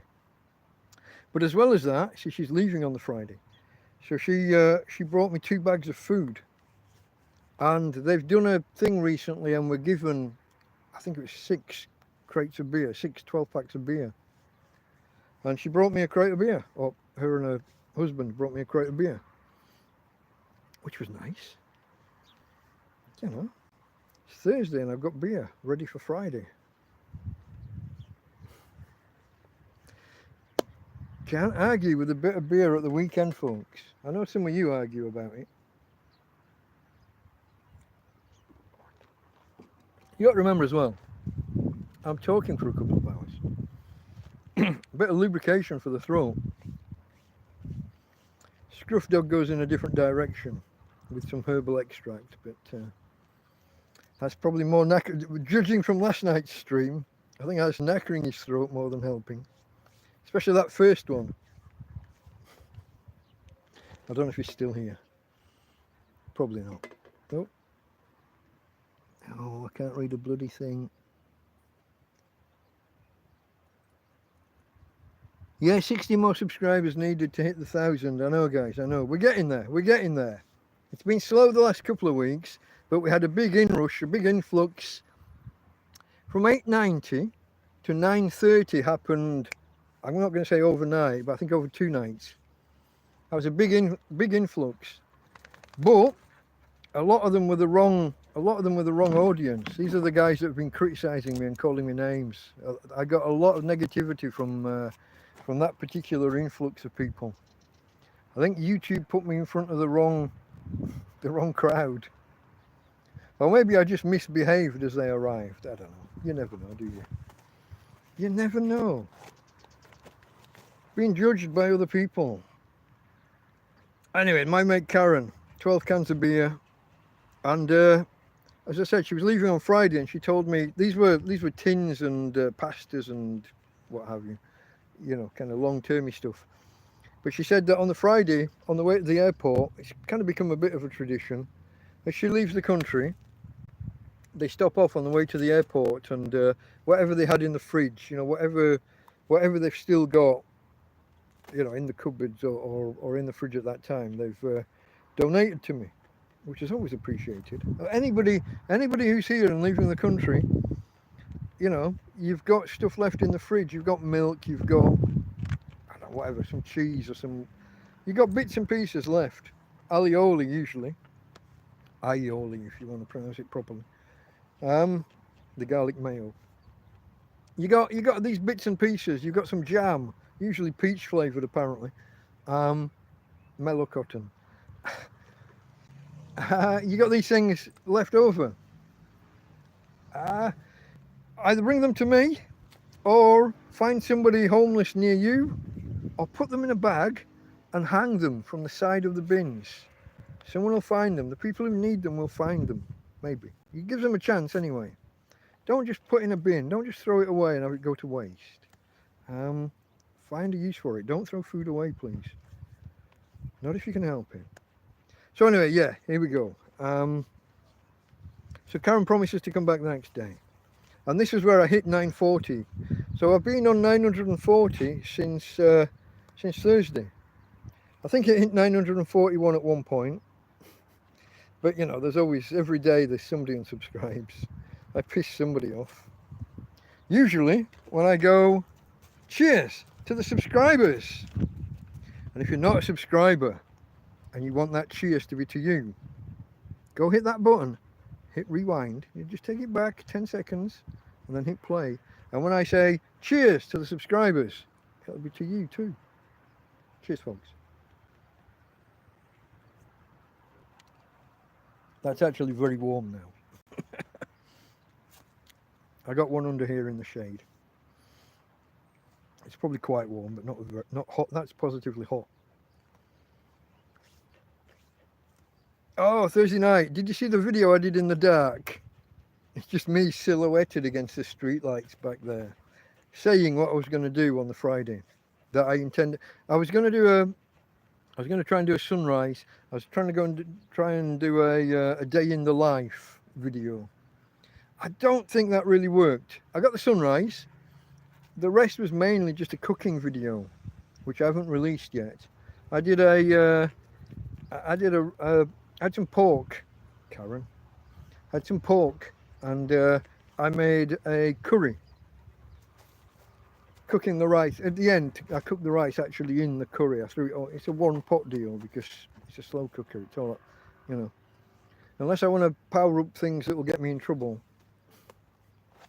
can't talk about them. But unless I want to do that, I have to stick with the slow cooker. So everything's one pot. So that was most of the day. I was hoping for a sunset to kind of close out the day as we started. You know, start with the sunrise, finish with a nice sunset, pad the middle a little bit. And it didn't really happen, folks. I mean, my life's quite boring, really. That's a day in the life isn't always that great. It's stay in the tent, try and stay cool, just entertain yourself. Look after the dog, take her for regular walks and make sure she's watered and fed. If there's time at the end of the day, make sure I'm watered and fed. It's not always exciting. It's not always entertaining. Don't always go somewhere and do something. So I don't think it really works as a day. I was hoping to do a day in life with it. So that's what I said Thursday night. I did this thing, and I left it a little bit late, maybe quarter of an hour too late to do the video, so you couldn't really see me. Okay, Friday morning, the solstice. Midsummer's Day, the longest day of the year. Call it what you will. Tina gets me up at 4:30 because she's like that. 4:30. She's whimpering and kind of, you know, nudging me, licking my face, trying to get me to wake up, which means that she needs to go outside, despite having been walked, you know, late on at night. But hey, if our guts are that way out, we have to go. So we go out at 4:30, and she does what she needs to do. I go back to bed, and I decide to set an alarm for once, just in case. I didn't want to miss the sunrise. So I set an alarm clock with plenty of time. I almost set it too late, because I got the time of the sunrise from the weather app, the Google weather app. When I open the Google weather app, it never opens on this location. Even though I'm here, my GPS is turned on, all the location data is turned on, it opens at some random point in Spain, usually Andalusia or Galicia. And so it was telling me that sunrise was going to be at a certain time. And I set the alarm initially, and if I'd left it there and if I'd not double checked, I would have missed sunrise by a good 15 minutes. But fortunately, I went back into the weather app, noticed it was set to the wrong location, had to go in and click and say saved location Torrevieja, and saw the time and adjusted things. But as we're approaching the time to get up, I start nodding off. And the alarm goes off, and I'm hitting snooze twice. And in the end, I drag myself out of bed and get up, and off we go. And if you've seen the video, whether you say we got there just in time or if you say we got there just too late, the sun was just cresting over the horizon. Just the top of the sun was just visible. When I first got there, I looked and thought we're just in time. It was nice and red sky on the horizon. But as I zoomed in, you could see that the crescent, the top of the sun was already there just. So you may say that I kind of missed it, but I caught the rest. I caught the rise. I was there when the bottom of the sun got above the horizon and was clearly visible. I stayed a little while in case it got nicer. We had a little look around and saw a little bit of nature, some birds flying around and what have you. A fairly nice video in the end. So I got back here, edited that and released it rather than waiting and releasing it all as a day in the life video, I did the sunrise there and then. Well, I paused it. I made it wait a couple of hours because the video I'd done the night before was set to go out, I think at 9 o'clock, maybe 8:30 in the morning, the video from the Thursday night.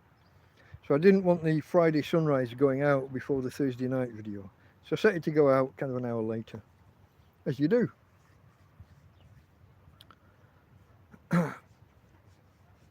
So yeah, and then I started prepping my ingredients for the cookery. Still thinking I might set it going and leave, but it didn't work out that way. So I got the ingredients ready. I had to do it in stages, as you do. I chopped some onions and I put the meat in for I think an hour. Chopped some onions. What else did I put in? Some peppers. It was onions, peppers. I had a little bit of leek. I got some carrots, leek. A little bit of a white turnip that you get in these casserole packs, these stewing packs.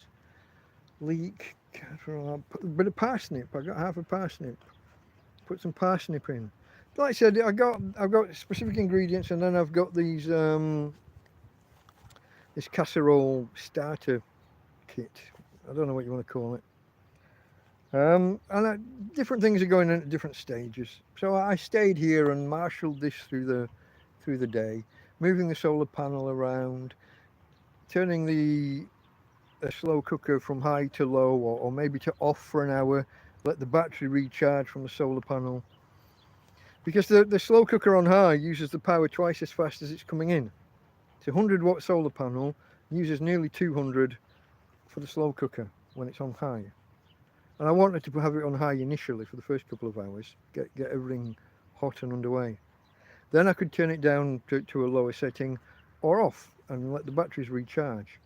I also had to balance power, leave some power for the fridge box, the cool box that I've got here.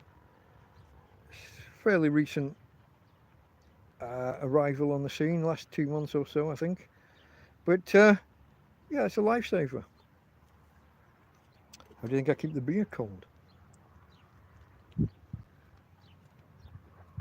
But also butter, margarine, aioli, sometimes bread, some fruits and vegetables are in there. You know, it's not all beer. Did I catch any fish? Not yet. Was that Thomas? No, we went fishing a couple of times, 2 or 3 times, but sorry, thumb's in the way of the. I'm sorry, I think it's Thomas. I can only just read the screen, and it fades out after a few seconds. Every time we tried from where we are, cast out, and the line hits the water, the hook hits the water and whatever, but it always just gets tangled on. It's very a lot of rocks. Rock pools, rocks, a lot of nastiness under the surface, and almost every time we cast out, we don't get the bloody line back. We end up having to cut it off and release it. It gets tangled on things. It's a bad spot where we tried over that way. Maybe this side would have been better, but I was being guided by someone who supposedly had experience. I got none, so I was in his hands, but it didn't go well. So far no success on the fishing front. I'm going to try again, but not we haven't done it in a little while. My mate Joby went missing and just turned up last week. So yeah, he went missing for over a month. The weekend before I got arrested, he went missing, and it turns out he'd travelled a distance, fallen over, smashed his ankle, stayed with some other homeless blokes in the area, and he's made friends over there, and he's based over there. But the guy he's with doesn't like dogs, petrified of dogs, so I can't just go directly there. He keeps pointing places out that I might go that way. Maybe one day. Anyway, where are we? Pork curry in the slow cooker. Oh, so I couldn't leave. That evening, My mate Karen was on her way home to Britain, to England. And I'll be honest, guys. My mate Ismo left to go to Finland because his mum died. He wants to be close to family and in Finland. Karen and family were on the way to the airport. And I got this real sinking feeling, you know, that kind of, I'm here all alone now. Everybody's left. My mate Anita and Tina, another lady, the two ladies that put together for me to get the phone over a year ago now, maybe 18 months ago, is it? However long ago I got the phone. The two ladies who did that, they don't come out in summer. They go home late spring and don't come back until September, October. Karen's gone home and isn't going to be back for quite a while. Ismo is back in Finland for an unknown length of time. I just got that sinking feeling of I'm all alone again. I haven't got that support network present. Mark went home when he had a family situation. He went home. Mark and Jeff, I think Mark's back home. I don't know about Jeff, but so I'm kind of feeling, or was kind of feeling a bit little and lost and lonely. So yeah, Karen arrived. I got that sinking feeling, but I've been all alone in the country. No Anita, no Tina, no Ismo, Karen and family, no Mark and Jeff. But Karen and family on the way out brought what they said, you know, they actually brought, get this guys, there's about 3 carrier bags of food and a bag full of bottles of water. Again, more water. So I've ended up, because they brought food on the Thursday and food on the Friday. Then my Russian friend Dima arrived and he brought a bag of fruit. I gone from feeling like I was running out of money and food and that I was struggling to suddenly having, I'm not going to say too much, but having a lot. And I'm going to have to be careful how I manage it to minimize wastage, because some things might go off before I get to them if I'm not careful. There's fresh things, you know, there's tomatoes, big tomatoes, and also the vine tomatoes. There's onions, there's potatoes. I just bought potatoes myself. You know, I just got to be careful how I manage things so to minimize waste. So yeah, so like I said, I was hoping for this sunset on this longest day, and that never happened. But Friday night, and if you've been here before, you know what that means for me. Friday Night Tights on YouTube, on the Nerdrotic channel. Think erotic, but replace that first E with the word nerd. Nerdrotic. Friday Night Tights. It's one of the most popular shows on YouTube. And it's one of my it's my favourite. It's kind of I've said this before, kind of highlight of my week. And consequently, I always fall asleep after about an hour. It's a recent phenomenon. I blame Joby. Before he arrived, I would stay awake and watch it. And it's on for 3, 4, sometimes 5 hours. Starts at 10 o'clock at night, Spanish time.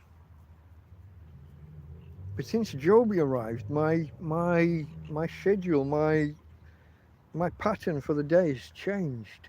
Because he used to come around at like 8 in the morning and we'd sit out and have a coffee. I'd have to be up at 8 in the morning, getting up early. Rather than being awake while 5 and 6 and lying in bed till 8 or 9,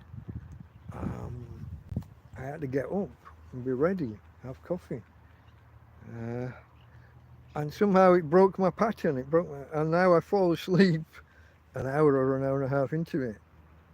And this weekend I haven't even downloaded it and watched the replay. Not yet, anyway. I will, but just not yet. Okay, that's Friday night done. That was the longest day of the year and the shortest night. From now on, guys, it's summer. The nights start drawing in. Counterintuitive, isn't it? Everyone thinks that the nights get longer during summer. They get longer in the run up to summer. But once summer starts, the first day of summer is like the 21st or the 22nd of June, technically, officially. And the nights are drawing in. In Spain, I think it's 2 minutes per night or per day. In the UK, I think it's 4 minutes per day because you get much more of a swing with the daylight. So anyway, Saturday, another long hot day inside the tent, watching YouTube and television and films and feeling, like I said, a little bit little and lost and lonely, feeling a little bit vulnerable, feeling like all my friends have left the country. Not all, but most. Like I said, Dima came around on a Sunday. So there I am, feeling a little lost and lonely, and up steps Adela, the Spanish lady that lives nearby, and she brought this big bag of food for me and Tina. I think most of it was for Tina by weight, but I got my share. There was a big tortilla, Spanish omelette, as we call it. Tina girl, calm down. Calmate, amiga mia. Tranquilo. Have a look at the monster in action.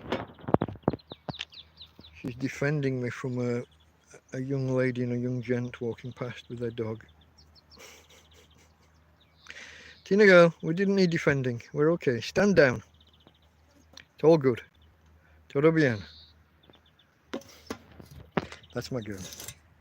Defending me. Guard duty. My little wolf. Hey babe. Daddy loves his girl. He does. Yes, he does. Daddy loves his girl. Okay, where am I? Saturday. Adela arrives with this big bag of food, including this tortilla, this Spanish omelette, eggs, potato, onion, and a bread roll and lots of meat, and then I think for Tina, and a bag of treats. I'm trying to read.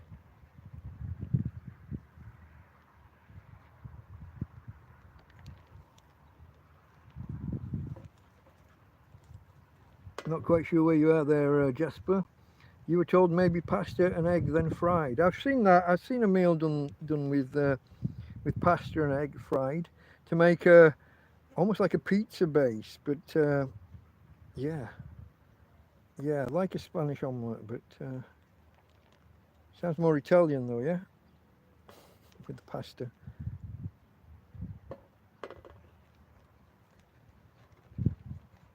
Get down on the beach, give the lady some sun lotion. Maybe.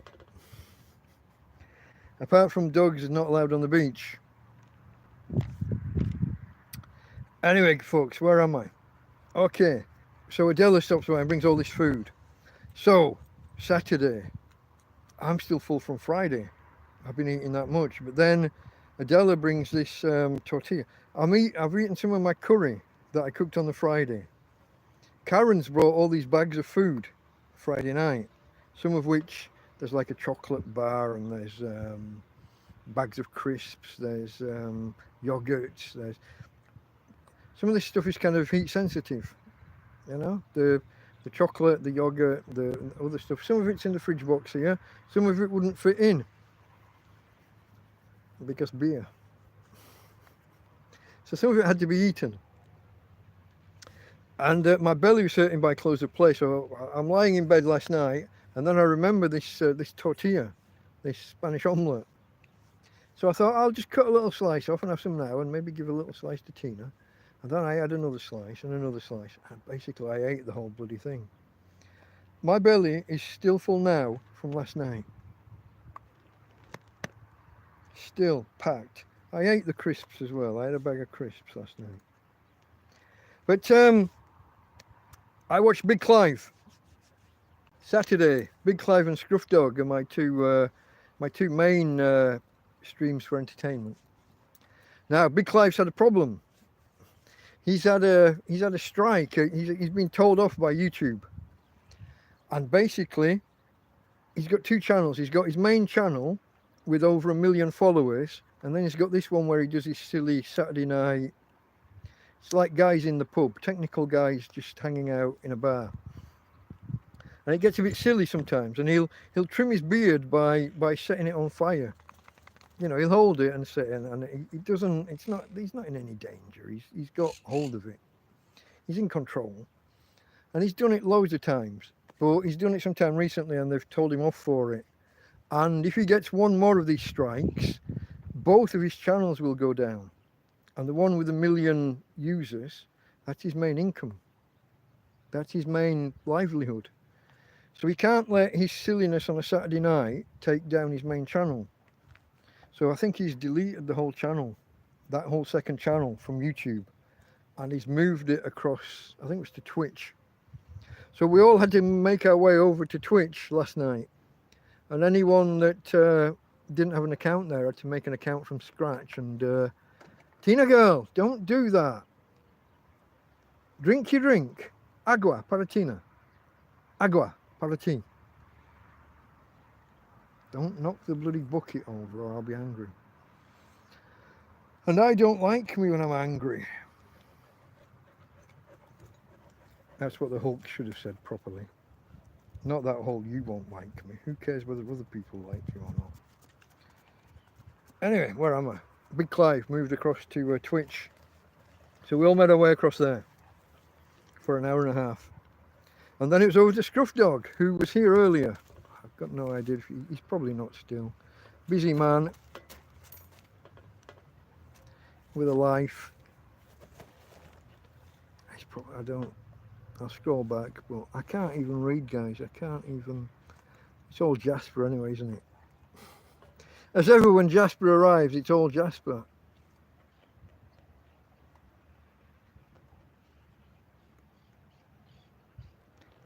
Somebody, I'm going to have to read back on those another time. Where are we? Saturday night. Big Clive and Scruff Dog. Yeah, Scruff was here. I didn't stay too long on Scruff, so I was getting a little bit tired, so I put something, a bit of a long play on and fell asleep to it. Normally, well, last Saturday, I was awake all night, which is possibly why I was so tired on the Sunday. This week, I fell asleep not too late into the night, probably by 2 o'clock, fast asleep, until this morning. And again, my doggy wakes me up wanting a walk, 6 o'clock on a Sunday morning. And again at 8. Took her out at 6 and she only did half of what she needed to do. And I knew she had. And I'm telling her, do the other, do the other. And I'm walking her. Come on, I'm waiting. Do the other bit.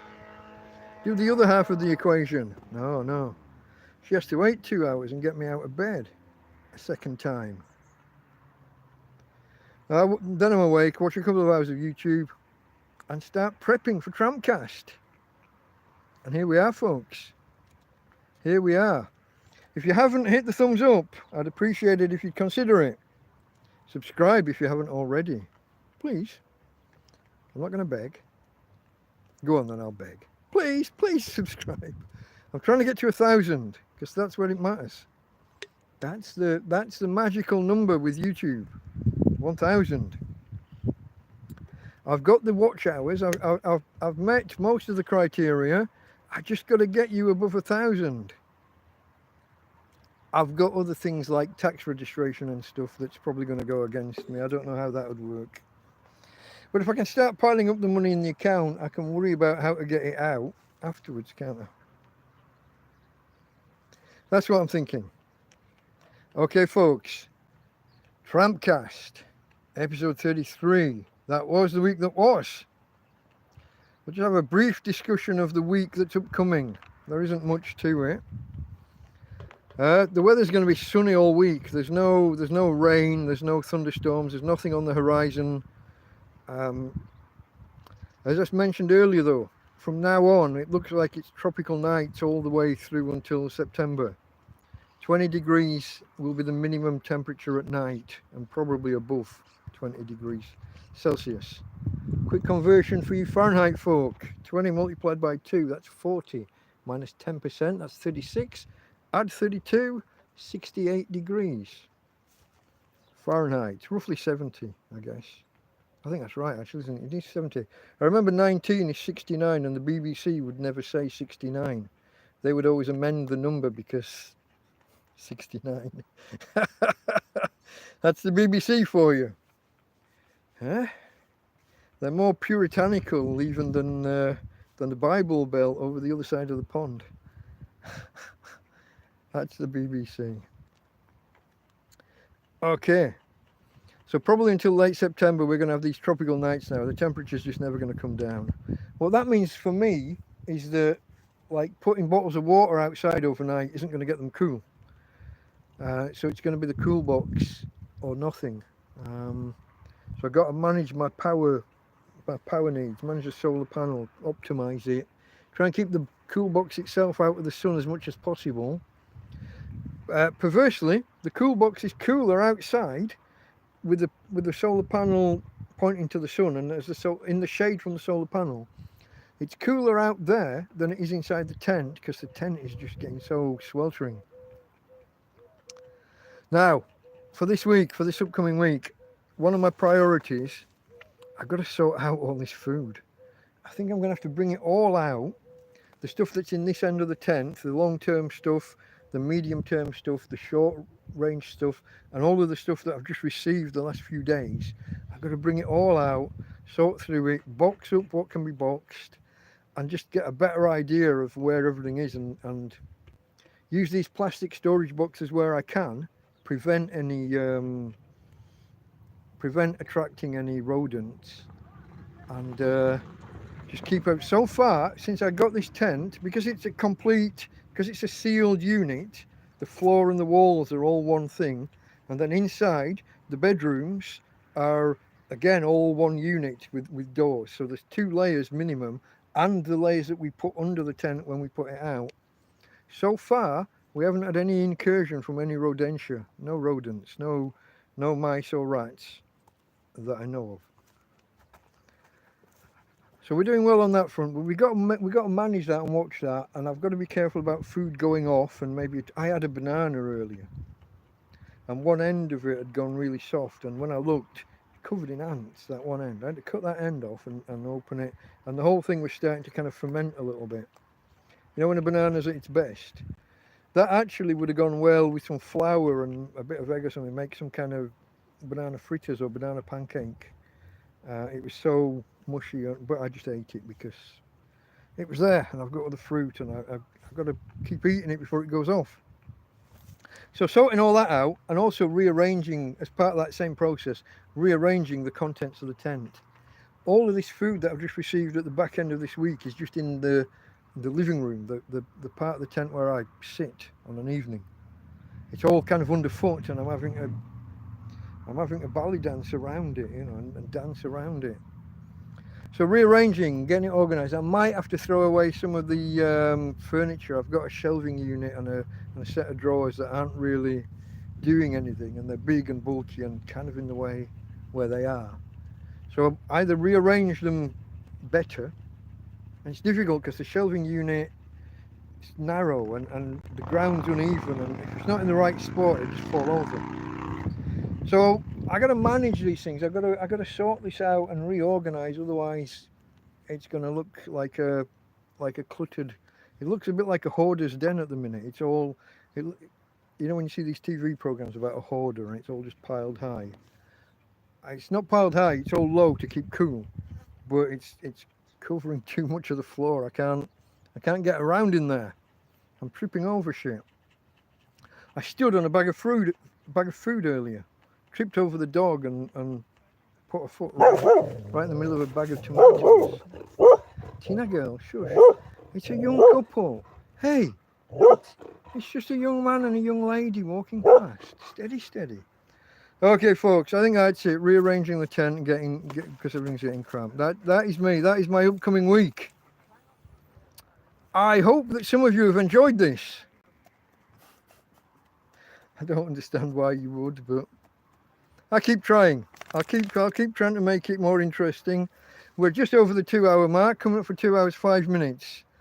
So with that, See if I can do this properly. From Tina. And from me, Delta Mike, out. Awkward moment.